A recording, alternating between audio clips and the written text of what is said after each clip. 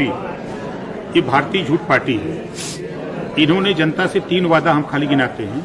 इन्होंने कहा कि हमको 50 दिन का टाइम दो, हम नोटबंदी करके पूरा काला धन ला देंगे। नोटबंदी किया, सैकड़ों लोग मर गए, काला धन आया नहीं। इन्होंने कहा कि जीएसटी हम लागू करते हैं, एक देश एक टैक्स होगा।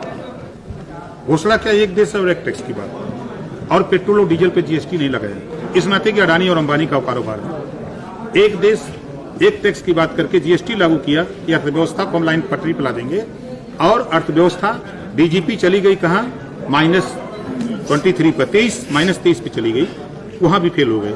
इन्होंने कहा कि हमको 20 दिन का टाइम दो, हम कोरोना के चेन तोड़ देंगे। 20 दिन के बजाय 8 महीना हो गया, नवा चालू हो गया कोरोना अपने आप। आज भी वो चिल्ला रहे हैं कि कोरोना है। ये तीनों में फेल हो गए।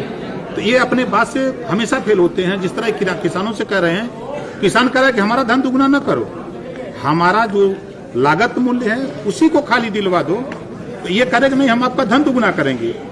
किसानों का धन दुगुना करने के बजाय उद्योगपतियों का ये धन दुगुना कर रहे हैं। जैसे 50 किलो यूरिया 2014 के पहले 200 रुपया में मिलती थी, और 50 किलो यूरिया में से 5 किलो यूरिया इन्होंने कम कर दिया और 45 किलो यूरिया 300 रुपए में बेचवा रहे हैं। तो ये उद्योगपतियों को लाभ पहुंचा रहे हैं। उसी तरह डीएपी का उन्होंने किया। उसी तरह इन्होंने, ये भारतीय जनता पार्टी नहीं बल्कि भारतीय झूठ पार्टी ने कहा था, मुख्यमंत्री प्रधानमंत्री ने कहा कि हम देश बिकने नहीं देंगे। रेलवे बेच दिया, बैंक बेच दिया, LIC बेच दिया, कोयले की खदान बेच दिया, BSNL बेच दिया, 28 विभाग बेच दिया, और भाषण देते हैं कि हम देश बिकने नहीं देंगे। तो सर, इस पे आगे की आपकी क्या रणनीति रहेगी? हमारी रणनीति है कि हम जो भागीदारी संकल्प मोर्चा है, हम अपनी ताकत, जो उनके यहाँ जाकर के हम उनसे भीख मांगने की बजाय हम शासक बन करके हम अपनी बिगड़ी खुद बनाना चाहते हैं। उसके लिए हम लोग भागीदारी संकल्प मोर्चा बना करके लड़ेंगे।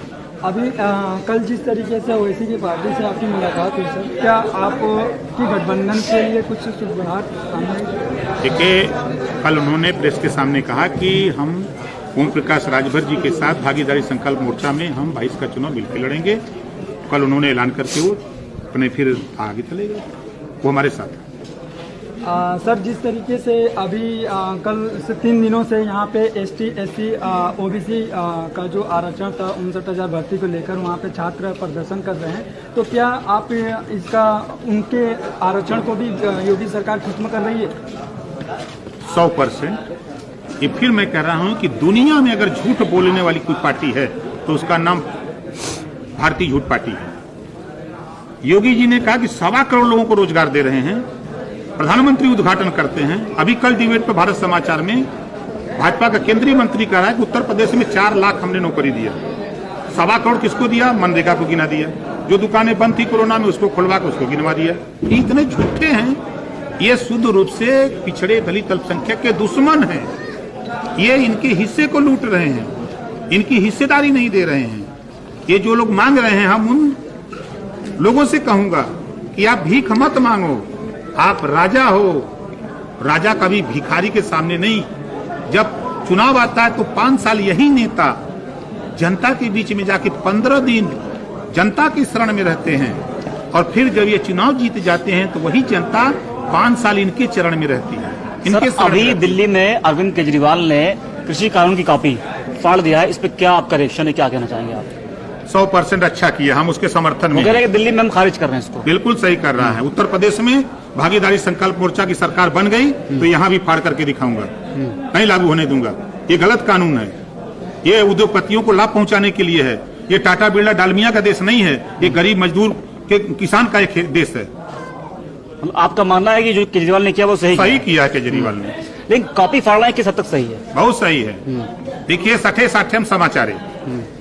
एक कहावत है ना, जैसा को तैसा मिले, मिले नीच को नीच, पानी को पानी मिले, मिले कीच को कीच।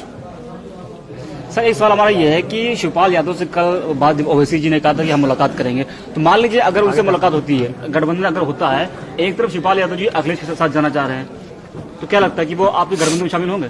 देखिए, सब कुछ तैयार हो गया है। उसकी एक कड़ी कल हमने दिखाया, ओवैसी जी मोर्चे में आए। अभी 7 दिसंबर को हमारी वार्ता शिवपाल जी से, 7 दिसंबर को उन्होंने ग्रीन सिग्नल हमको दिया कि हम आपके साथ आप बात कर लो, वो आ जाते हैं तो और बेहतर हो जाएगा।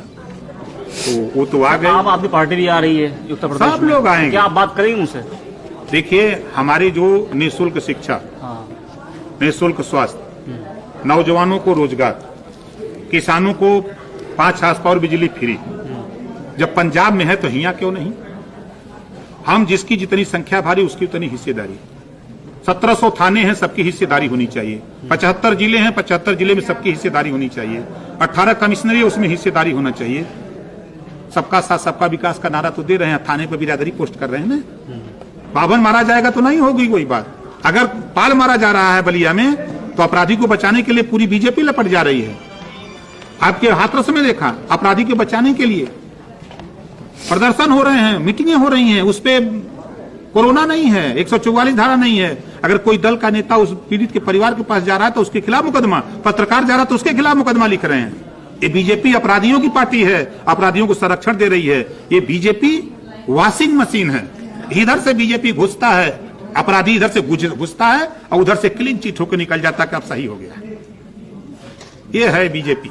लेकिन आपको लगता है कि बीजेपी को साफ करने के लिए आप लोग गठबंधन कर रहे हैं, तो क्या गठबंधन करेंगे तो क्या बीजेपी साफ होगी या उनके साथ साथ अखिलेश यादव को भी आप लोग? नहीं, देखिए, हमारी लड़ाई न बीजेपी से है, न अखिलेश से है, न मायावती से।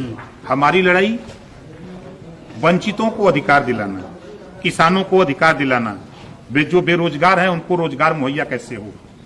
हम निःशुल्क स्नातकोत्तर तक निःशुल्क शिक्षा और अनिवार्य शिक्षा, जो पाठ्यक्रम प्राइवेट में है वही पाठ्यक्रम हम सरकारी स्कूल में लागू करना चाहते हैं। हम गरीबों को निःशुल्क स्वास्थ्य की व्यवस्था कराने के लिए हम सरकार बनाएंगे। ये लोग सरकार बना बना करके बिना मतलब का काम करते हैं। आप बताइए, जो ये कर रहे हैं, ये कुंभ का मेला लगा दिए, 46,000 करोड़ लगा दिए, उससे क्या मिला? किसी को कुछ मिला? अरे उतने में एक आप खोल देते ITI कॉलेज, कोई टेक्निकल कॉलेज खोल देते। आप करते 1500 में करते। पिछली सरकार 900 में 900 करोड़ लगाई थी, आप 1500 करोड़ लगाते। 46,000 करोड़ लगा के लूट लिया तूने।